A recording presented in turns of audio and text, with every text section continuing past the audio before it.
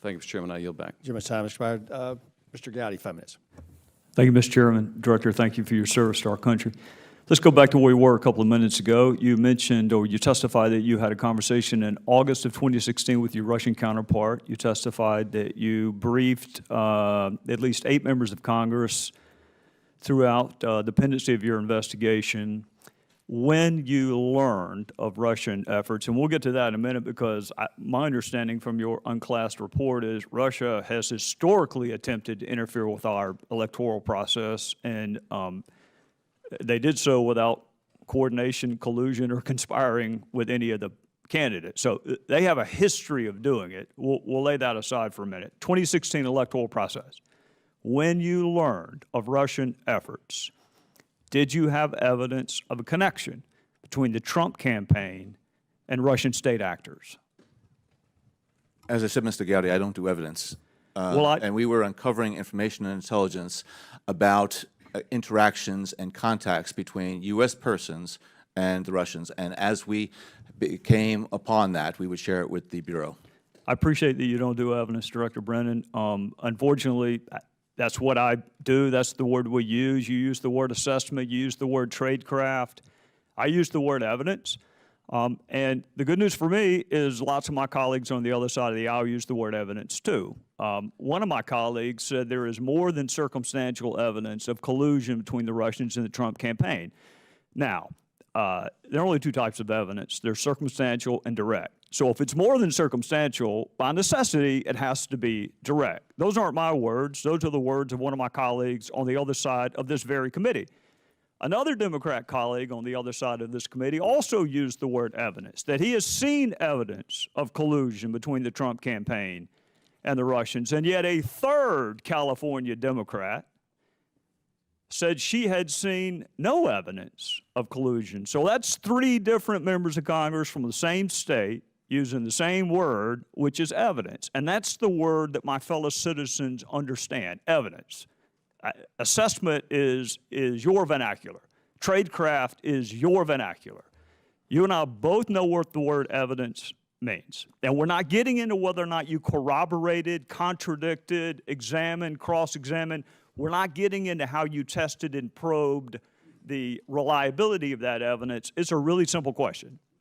Did evidence exist of collusion, coordination, conspiracy between the Trump campaign and Russian state actors at the time you learned of 2016 efforts? I encountered and am aware of information and intelligence that revealed contacts and interactions between Russian officials and U.S. persons involved in the Trump campaign that I was concerned about because of known Russian efforts to suborn such individuals, and it raised questions in my mind, again, whether or not the Russians were able to gain the cooperation of those individuals. I don't know whether or not such collusion, that's your term, such collusion existed. I don't know.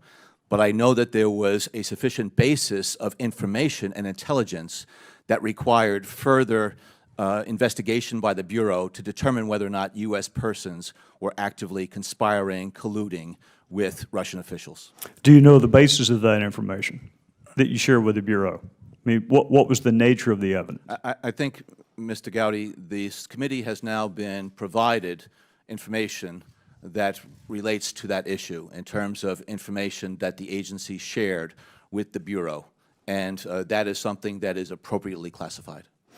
All right, and you learned that when? When in this chronology did you learn of the contacts between these official members of the Trump campaign, or because there's kind of a tripartite hierarchy. There's Trump himself, there are official members of the campaign, and then there are folks who represented themselves as being connected with him.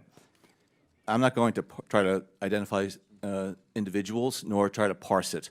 I don't want you to parse it. I just want you to identify the individuals. I don't want you to parse it. I'm not going to identify the individuals because this is information that, again, is based on classified sources and intelligence. Were they official members of the campaign? I'm going to defer to current agency officials to be able to further provide to you information related to that. But my understanding is that this committee has access to the documents that we would have provided to the Bureau. All right. Last question, because I'm out of time. We can use the word evidence. We both know what the other one's talking about. How did you test, probe, examine, cross-examine, otherwise test the reliability or believability, credibility of that evidence you uncovered? I made sure that the components within CIA that have responsible for counterintelligence, cyber, and Russia were actively working to understand as much as possible about the reliability, accuracy of the information that they already collected and information that was available that needed further corroboration. We'll come back to it next round. Too much time